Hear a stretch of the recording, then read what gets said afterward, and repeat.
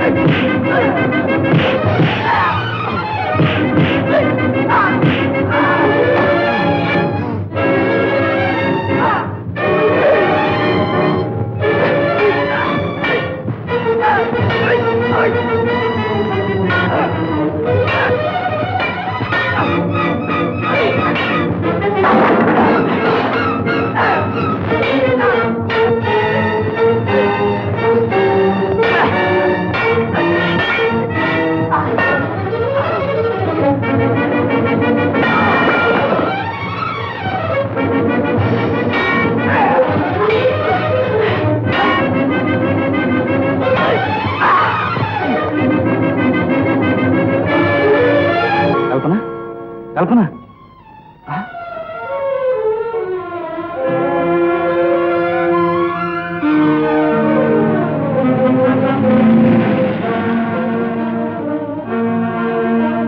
రాజు రాజు, నువ్వా? ఏమిటన్నయ్యా? ఎవరది?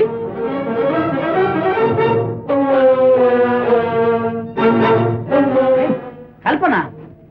ఏమిటన్నయ్యా, ఏం జరిగింది? ఆ సంగతి తర్వాత చెప్తాను. నేను వెళ్ళి ఆ ఆశ అంతు తేల్చాలి. అంతవరకు నువ్వు చెల్లెలు జాగ్రత్తగా చూస్తుంది. దింపు.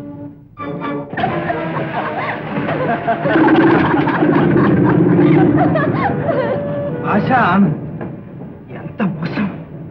రాజు, నువ్వు ముందు కల్పన దింపు. వద్దు వద్దు, టైం లేదు. నువ్వు కూడా కాడెక్కు. ఎందుకురా? ముందు కాడెక్కి చెప్తాను.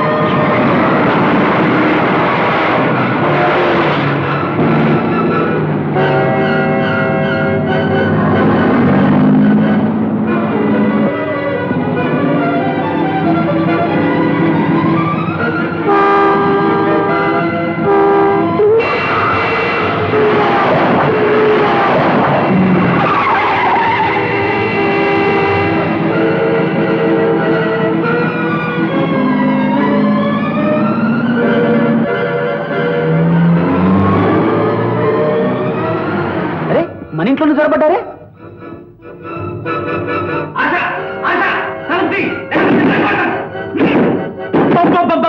ఎవరయ్యా అది? అర్ధరాత్రి పూట మంచి మర్యాద లేకుండా ఏమిటి గొడవ?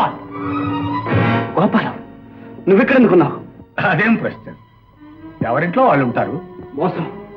ఎవరో హోటల్ వాళ్ళకి అమ్ముతున్నాడు చెప్పావు. ఇల్లు చవకగా పోతుంది, ఇంకొకరెందుకు, నేనే బాగుపడదామని కొన్నాను. ఏం తప్ప? చేసిన మోసం చాలక చెప్పుకోవటం ఒకట. ఇలా తాటుగా మోసం ఎంత తిన్నావు? ఆ వివరాలన్నీ మీకు నేను చెప్పాల్సిన అవసరం లేదు. మర్యాదగా బయటికి దయచేయండి. వచ్చిన పనిగా నేను చచ్చినా వెళ్ళను. ఏదో మోసగ, ఏది ఆ రాక్షసి ఆశ? ఎక్కడ రాకుండా బయటికి రమ్మను. దాక్కోవలసిన కర్మ దానికేమిటి? ఆశ నా కూతురు. ఆశ నీ కూతురా? ఆ వదలాడి నీ కూతురా? నీలాంటి ఆషాఢభూతి కడుపును పట్టుబట్టే స్వామిద్రోహం చేసింది. ఒక వంక నాతో నాటకం ఆడుతూనే ఆనంద్ గారితో సాగా. ఆవేశంలో వావి వరుసలు తప్పించవద్దు. ఆనంద్ ఎవరో తెలుసా? సాక్షాత్ ఆశకు తోడబుట్టినవాడు, నా కుమారుడు. ఆనంద్ నీ కొడుక? ఎంత మోసం గోపాలం! ఇంత నాటకం ఆడతావా? వాళ్ళిద్దరూ తోడు దొంగలు, కొంచెం జాగ్రత్తగా ఉండమని నా దగ్గర కలవని హెచ్చరిక చేస్తావా? ఇంత మోసం చేసి నిన్ను ఊరికే అవ్వని ఉండు.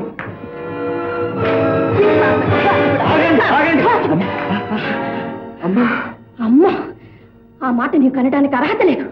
4 డబ్బులు చేతికి రాగానే తల్లిని తండ్రిని వెళ్ళగొట్టిన నీకు అమ్మాని పిలవడానికి సిగ్గులేదక్క. శభాష్. ఇన్నాళ్లకు తల్లి చేయవలసిన పని చేసావు శారద. ఈ శుభ సమయం కోసం ఇంతకాలం ఎదురు చూస్తున్నాను. ఇక మన బిడ్డల భవిష్యత్తుకి ఏ కొరత లేదు. నిజమే, మీరు కళ్ళు తెరిపించారు. ఇంకా భయం లేదు. చూడండి రా, దేవుళ్ళు లాంటి మీ నాన్నగారిని చూడండి. మీరు మిమ్మల్ని కన్నా నేను పరివర్తన చెందాలని ఇన్ని కష్టాలు పడ్డారు. అష్టైశ్వర్యాలు ఉండి కూడా అజ్ఞాతవాసం చేశారు. మనం పచ్చగా ఉన్ననాడు నయాన్ని చెప్తే వినలేదని మీకోసం నా కోసం ఇంత నాటకం ఆడారు. నాటకమా? అవును. దీనికి సూత్రధారి గోపాలం, ముఖ్య పాత్రధారులు అతని బిడ్డలు. వాళ్ళు లేకపోతే మీ బ్రతుకులు గట్టెక్కేవి కావు. చంద్రం, పట్ట పగ్గాలు లేని వయస్సులో నీలాంటి వాళ్ళు పడుచు పిల్ల కనబడగానే వ్యామోహంలో పడి చెడిపోతారు. అది తెలిసే గోపాలం నిన్ను రక్షించడానికే తన బిడ్డను నియోగించాడు. ఆమె సమర్థురాలు కనుక నిన్ను, నీ ఆస్తిని రక్షించుకుంది. ఆ పిల్లకు తగ్గ అన్నయ్య కనుక ఆనంద్ కల్పన్ని కంటికి రెప్పలా కాపాడాడు. గిరి చేతిలో పడకుండా ఆ సొమ్ములు నగలు జాగ్రత్త చేశాడు. మీ ముగ్గురు కళ్ళు తెరిచారు కనుక ఆ ముగ్గురు మన ఆస్తిని మనకిస్తున్నారు. మంచి కోసం కొంచెం వంచన చేయక తప్పలేదు. మీ డబ్బు దుబారా కాకూడదని బ్యాంకులో వేయలేదు. కల్పన, నీకు గుణపాఠం చెప్పడానికి కొంచెం కటువుగా ప్రవర్తించాను. నన్ను క్షమించు. తీసుకో. ఇందండి బాబు. ఆనాడు నాన్నగారు దీన్ని మీకు ఇవ్వబోతే ఆస్తి 6 లక్షలు, అప్పులు 16 లక్షలుని వద్దన్నారు. పెట్టి తెరిచి చూసుంటే బాబుగారి వ్యాపారం దివాలా తీసిందో, రెట్టింపు లాభాలు గడిస్తుందో తెలిసిండేది. ఇందండి. వద్దు, నాకెందుకు? పుచ్చుకో పుచ్చుకో. అందులో 25 లక్షల ఆస్తి వివరాలున్నాయి. బుద్ధిమంతులయ్యారు గనక ముగ్గురు పంచుకోండి. వద్దు నాన్న, వద్దు. మాకు ఇంకా ఏ ఆస్తి వద్దు. డబ్బు కన్నా విలువైందేదో తెలుసుకున్నాం. నాన్న, ఇవాళ మాకు విలువైనది డబ్బు కాదు, మీరు మీ హితబోధలే. ఆ నిత్య సత్యాలు తెలుసుకుంటే అందరూ బాగుపడతారు. అజ్ఞానంలో మేము చేసిన అపచారాలకు మన్నించండి నాన్న. ఆగండి ఆగండి.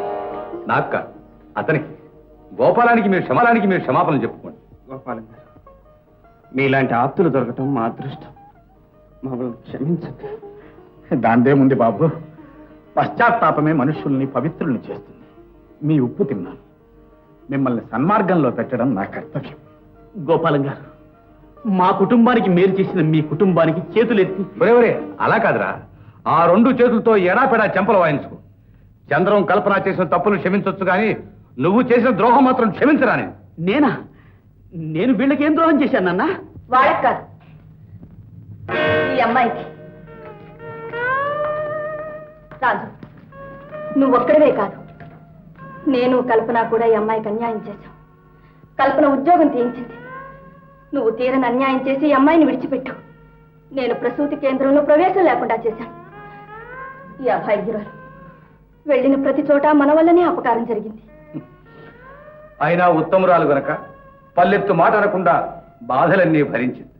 నాన్న, తెలిసో తెలియకో ధనమదాంధత వల్ల ఎన్ని కుటుంబాల్లోని వ్యక్తులు ఇలా ఎంతమందికి అపకారం చేస్తున్నారు. అది తెలుసుకుని తప్పు దిద్దుకుంటే చాలు. దిద్దుకుంటున్నాను నాన్న, దిద్దుకుంటున్నాను. ఆనాడు పిరికితనం వల్ల వదిలిపెట్టిన నా బాధ్యతను ఈరోజు ధైర్యంగా స్వీకరిస్తున్నాను కనుక నన్ను క్షమించు. ఆనంద్, నిజం తెలియక పశువులా ప్రవర్తించాను. అనవసరంగా నేను కొట్టాను. నన్ను క్షమించు. పర్వాలేదులేండి బావగారు. అయినా నేను తిరిగి కొట్టదలుచుకుంటే మీరు ఏదో మా చెల్లెలు ఉసూరమంటుందని లొంగిపోయాను. వదినా, ఇంతకి మేనల్లుడా మేనకోడలా? మేనకోడలి, తొలుచూలు ఆడబిడ్డ, ఇంటికి లక్ష్మి. అవును, లక్ష్మి. బాబు, లక్ష్మీ నివాసానికి లక్ష్మి వచ్చింది.